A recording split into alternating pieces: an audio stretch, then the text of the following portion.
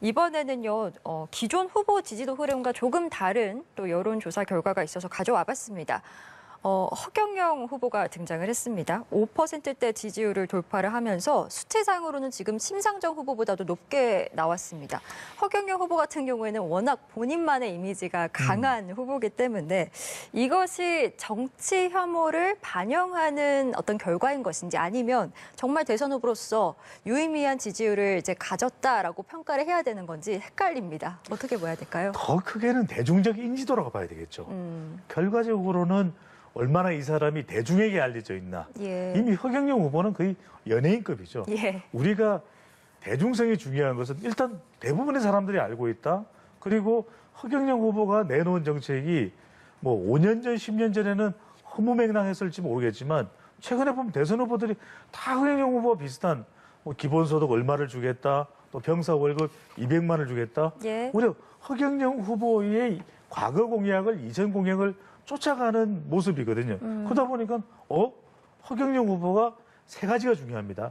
인호충, 인호충, 인지도가 높아요.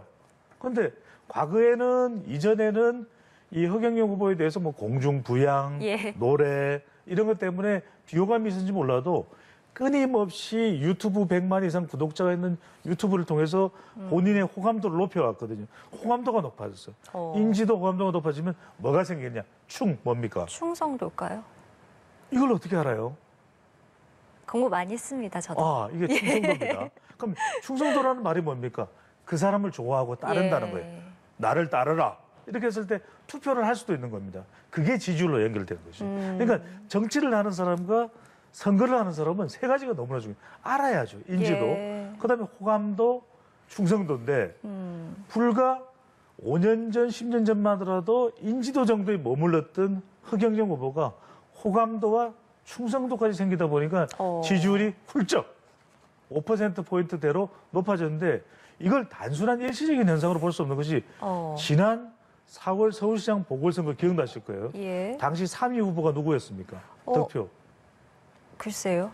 누구셨죠? 자, 공부를 예, 조금 더 하겠습니다. 알겠습니다. 허경영 후보였죠. 정말요? 그러니까 오세훈 후보, 박영순 후보 다음에 3위 득표자가 허경영 후보예요. 그러니까 많이 알려지고 호감도가 높아지다 보면 이번에 이제 우리 6월 선거에는 대거 정치 신인들이 등장할 때 중요한 건 그걸 충성도까지 끌어내면 뭡니까? 그게 두 글자로 얘기하면 팬덤이 되는 거죠. 예. 팬덤을 만들 때 말 그대로 정치인들은 영향력, 파괴력이 생겼다고 볼 수가 있는 것이죠. 예, 그러니까 대중적 인지도를 기반으로 어떻게 보면 유의미한 지지율이다 이렇게 좀 그렇죠. 평가를 해주신 거네요. 그럼요. 그러면 지금 평균 지지율이 이제 5% 이상 나와야 되겠습니다만 허경영 후보가 계속해서 이런 대중적 인지도를 기반으로 5%가 넘는 결과가 나온다면 실제로 그 선관위가 정한 토론회에도 참여할 수 있는 거 아니겠습니까? 그게 그 지금 부분은 어떻게 보시는지? 허경영 후보가 계속 요구하고 있는데 예. 지금 이 조사 같은 경우에 코리아 정보 리서치의 조사는 허경영 후보를 보기에 포함을 했단 말이에요. 근데 지금 대부분의 조사는 주요 후보들, 대략 5명 정도, 그러니까 윤석열, 이재명, 안철수, 심상정, 김동연 후보 정도만 포함을 해요. 예. 근데 허경영 후보는 주장할 수 있겠죠. 허경영 후보뿐만이 아닙니다. 다른 후보들, 심지어는 손학규 후보가 지금 사퇴 선언을 냈지만 왜 나는 저기 보기에 포함이 안 돼요? 이런 이야기를 한단 말이거든요. 자세히 이런 부분도 좀 여론조사 기관에 중앙선거 여론조사 심의위원회에서 정리를 할 필요가 있을 것 같아요. 누구까지를 여론조사에서 보기로 포함한다. 왜냐하면 아니 본인은 지지율이 꽤 나올 수도 있는데도 포함되지 않은 사람은 억울할 수 있죠. 그렇네요. 그런 만큼 허경영 후보도 꾸준히 조사에 보기로 포함됐다면 저는 5% 이상 나옵니다. 이게 유지될 수도 있으니까 그건 모를 일인 거죠. 우리는 전국에 3% 이상, 5%, 5.7%가 두 달 전입니다. 적어도 지금 18% 내지 20%의 지지율이 있을 걸로 보이는데 그런 국민의 여론이 허경영이 토론 한번 보자. 저 사람이 뭘 이야기하려고 대통령을 3번씩 나옵니다. 뭐 때문에 대통령을 3번씩 나오면서 저 사람이 막중한 돈을 쓰고 나를 여야가 담합해서 안 내주니까 언론에 보도를 여야 후보는 몇만 번 나가고 저는 한 번 나가고 이런 식으로 하다가 3등으로 달리던 사람을 여론에 언론에 못 나오게 하니까 안철수는 언론에 많이 내지. 그래서 안철수가 올라갔어요.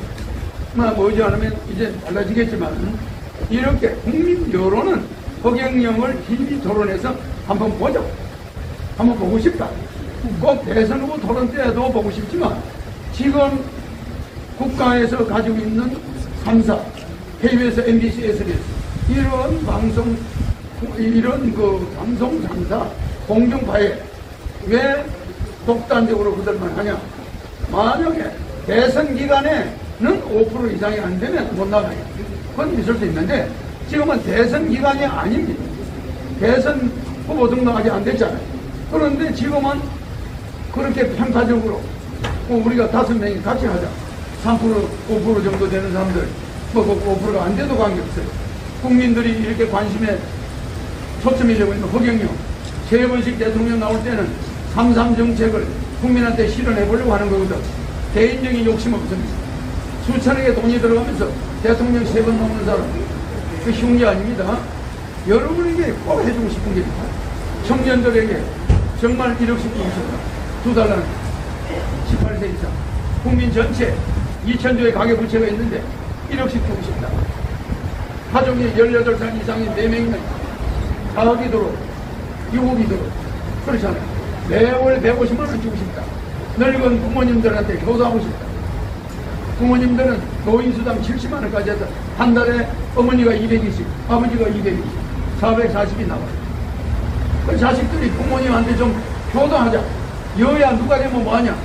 야당이 만약에 지금 대통령이 되면, 윤석열이가 되면, 윤석열 후보가 청와대 가서 대통령 자리만 앉아있지.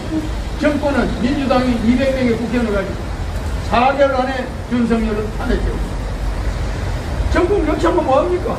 국회의원이 민주당이 다 찾아오고 박근혜 여소야대 안 봤어요? 그냥 박근혜가 탄핵된 이유가 뭡니까? 여소야대. 정당에 국회의원들을 야당이 차지하고 있으니 법 하나 통과 안 되죠. 국민들은 죽겠죠. 촛불시위 일어나죠. 결국은 탄핵이 되죠. 윤석열 후보 4개월밖에 더 가겠어요? 그 사람이 하는 공약이 한 개라도 지켜지겠습니까? 내가 오히려 당선이 돼서 윤석열 부통령, 이재명 부통령, 안철수 부통령, 심상정 부통령 그들이 받은 표만큼 국회의원 장관을 임명해서 연립내각을 구성해서 제 정책을 신속, 물론 1억 주는 것은 국회의원의 도움이 필요 없습니다. 여야 정당 도움 없이 76조 1항의 헌법에 긴급재정 명령권을 가지고 바로 내가 줄 수 있고 매월 150만 원씩 주는 것은 국회를 통과해야 되니까 그때는 국회의원들이 연립정부니까 그 부통령제 연립내각해서 통과시키면 되잖아요. 그래가지고 나는 누구도 욕하지 않아요. 이재명 후보도 욕한 적이 없고 윤석열 후보도 욕한 적이 없고 문재인 대통령도 욕한 적이 없습니다. 항상 싸움을 말리겠다. 또 앞으로 5년간 싸움만 한다면 또 대통령 선거가 5개월 후에 또 해야 돼요. 이 우리나라 예산만 낭비하는 거예요. 그래서 나는 절대적으로 싸우지 말고 우리가 단합해서 연립내각 만들자. 우리가 유엔 사무총장은 미국, 영국, 프랑스, 중국, 러시아 패권 국가는 못하게 돼 있잖아. 작은 나라가 하게 돼 있고 중재자는 국회의원이 없는 게 더 나아요. 국가혁명당 허경영이가 중재를 하는 게 여야가 싸우지 않게 할 수 있다.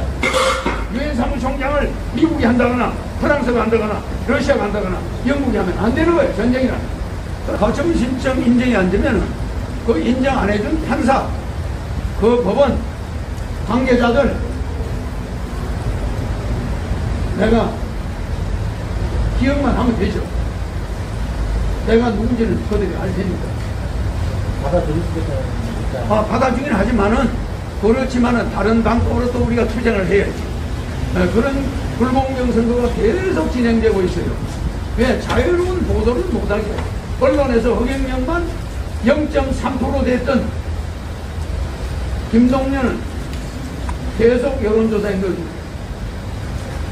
5.7% 허경영은 계속 여야의 각종 여론조사에서 빠져요. 이거 이상한 거 아닙니까?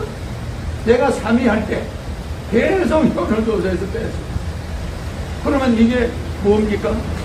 이거 정당한, 이게 만약에 중앙선관위가 하는 대통령 후보 공식 토론이라면 내가 할 말이 없는데 이거는 공식 토론도 아니고 언론사들이 모든 언론사가 담합해서 허경영 후보의 여론조사에 넣지 않는 거예요. 그리고 지지율을 그 바람에 떨어뜨리는 거예요. 이건 불평등한 피해입니다. 그러니까 지금 여야가 안철수, 심상정은 계속 넣어도 내 여론조사에 옛날에 내 미치는 거예요. 근데 나를 계속 빼니까 안철수가 내보다 앞서갔죠. 내가 지금 4위죠. 그러나 나는 4위가 아니고 1강이 될 수 있는 사람이에요. 어제나 신정을 지난 다음에 과연 1강이 되는가 여러분들이 한번 보시기 바랍니다. 그러니까 우리가 한번 뒤집는 것도 매력이 있잖아. 그죠? 우리의 젊은이들이 한번 혁명을 일으켜볼 필요가 있잖아. 우리의 20대들이 30대들이 저력을 한번 발휘해볼 필요가 있잖아.